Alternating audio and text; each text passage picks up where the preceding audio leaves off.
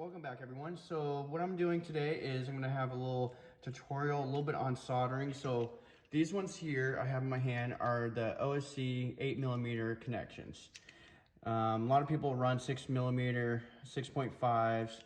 I always like running the 8mm on my batteries. The reason why is because of how much amperage and draw is within a system within on a boat. You can have a high power draws, and the reason why going to a bigger connection is like if you compare it to like going to Starbucks, getting your favorite cup of coffee, that gives you that tiny little straw. And how hard it is to drink from that tiny little straw versus a bigger straw. Well, if you consider that and think about power and how it flows, is any small connection is going to cause resistance, causing it to heat up. And when it becomes to a point of heating up so much, it's going to get past the working load limit of what your solder is, and you're going to deform connections. And there is other variables that do play into it, like propeller, your battery C rating, a lot of different scenarios. So each one is not always the case, but always just going to a good battery connection is always the best.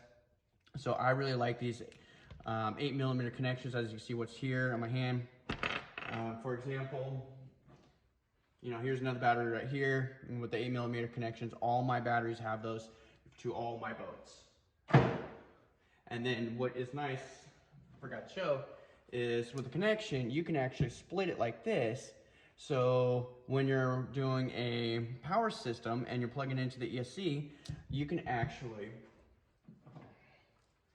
limit your wire connections, limit a lot more connectors. Is you can actually take your two batteries right here, especially if you're running a series set connection, and one battery will go into the ESC to the black side, the red side is to the ESC, and then you can take your two wires right here and put them together right here. Then you basically kind of built your own Y connection, just like that. So you can get rid of a lot of extra plugs, more extra solder, and just doing it that way. That's one of the reasons why I like doing the 8mm connections. And then with some of my systems, my boats, of what they run is high KVs, and I'm pulling a lot of amperage through the batteries. So today I'm gonna be doing these 4000s I got just recently here. Seems like a good battery brand to me, Graphenes. I've had really good luck with them. There's other brands out there, but this one, these kind, just work kind of for me and what I'm kind of looking at. So the easiest way to do, well, first I'm gonna backtrack a little bit, is the biggest thing you wanna get yourself a really good soldering station here. Yeah, some of the small little pen ones, little flame ones, but honestly, if you're gonna do a lot of soldering, spend the money, get a nice soldering station. This one here is made by Durtrax, the TK950, go all the way up to 896 degrees. So, really nice to have for when you're doing normal soldering or you're doing silver soldering. You got that heat and that temperature, and just a nicer system to kind of work with. It gives you a nice pen on a good leash, as I want to say, even with your little thing here. So I really like that. It's been my go-to system, and I've had that one for about 4 months now and been running really well. So anyway, let's go back to it. So we have your batteries. I ordered these in with these ones here, and I'm gonna switch them out anyway, so I didn't care what plug it was. So I was just going after the battery style. So the easiest way to do it, especially with these ones for me, is I just cut the plug off, stripped it back a little bit to where you get exposed wire. Easiest thing, get yourself a little bit of flux here, and then coat the wire with it right there. It's gonna help the solder go into the wire and soak right in. I'm gonna grab one more.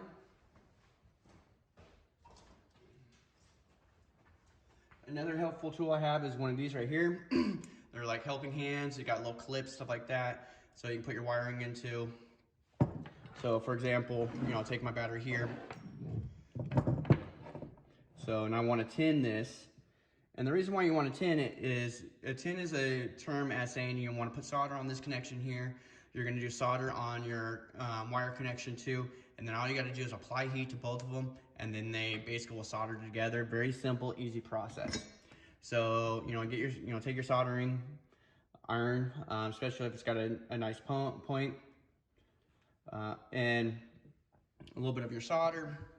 A lot of people use different various ones. You know, sometimes I'll use silver. This one's just a 60/40. All right, well, welcome back. So I got everything all set up. It's all ready to go. You can see I got the battery and the helping hands right here. I'm ready to tin this wire and put them together. So it's very simple. You know, put your heat to the other side of your wire connection. Then once you start heating it up, then it'll start flowing into the wire. Sometimes it just takes a second.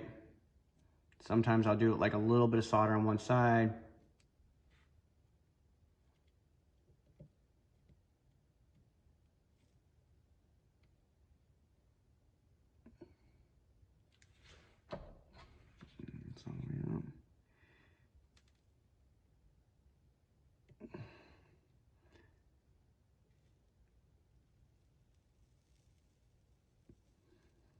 So like that, just sometimes it just takes a moment to get going, getting that wire heated up.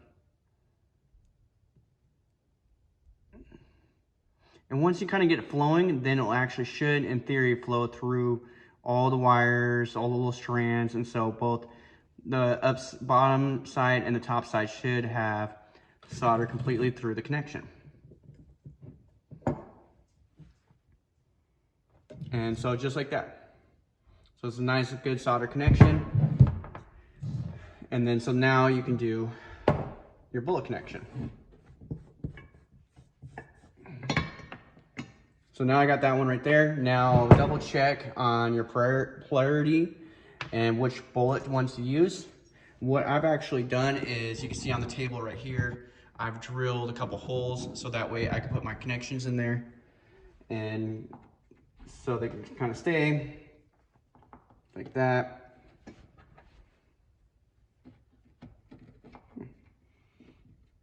And then with these bullet connections here, you'll see that there is a small little hole, which works nicely because then you can put your tip into the hole and heat your connection up and get your solder in there and let it just heat up for a second. Then you can put your wire in there, and then everything will melt together, which is pretty cool on that one. So now that one battery connection is ready to go. I'm gonna double check on what I need. What I always do is I'll grab another battery of mine and see, okay, you know, I got a black wire lead coming off my battery. Check this one, so it's gonna be, you know, a male that's gonna be for that side there, then a female for the red side. Now, you know, each one might be a little bit different. Just look at what you have already and cross-reference what you got, just to be sure. So what I'll do now is I'll take the soldering iron, put it into that little hole that I showed you. And so I can start heating the connection up and getting going. So, you know, I'll just put it in there for a moment, start getting it hot. And then once it starts warming up and heating, then start melting my solder. I'll add like a good pull inside the connection here.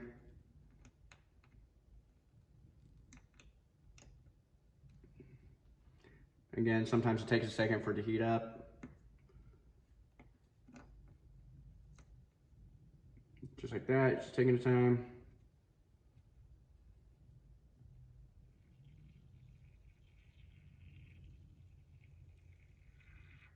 So you got yourself like a nice good pull inside it. Then now you can stick your wire in there. Be careful, you know, everything's gonna be hot. And then once you have it in there for a second, you can kind of feel it, everything's melting together.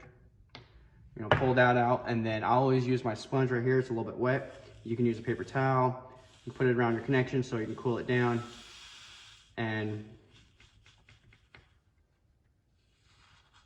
have a nice, good, solid connection. Just like that. You know, nice and full. It's got lots of solder in there, good connection. You know, that's, to me, is very solid. It'll take a lot of force to, you know, desolder that one. So now we're into these connections here. Sometimes they can be a little tricky to get in. I've dealt with many different ways of doing it. What I found the easiest is you put your connection in there. I use, you know, this little piece right here. You know, some I had left over, some of my extra tools. You can find like a small punch will work really good, really thin punch. You know, that way you can put it on the edge of your connection. And then you can tap it in with a small hammer you'll feel it click or make a clicking noise. Just like that, and it's in. Just that simple. And the whole system is just a repeat again. You know, clip your wire, or you can desolder your old connections, and then it's a complete repeat of the system of what was shown there. So very simple. This is the way I do it. Very easy. Is, you know, especially if you apply solder to both connections and then heat both of them together, you know, it goes together right away. So there's kind of a little bit of tutorial, a little bit on doing these style of connections. You can also use the same method for, you know, other connections, you know, however it works. So, well, anyways, well, thank you for watching. I'm going to finish these ones up here, but this should kind of give a general idea how to do the rest of them.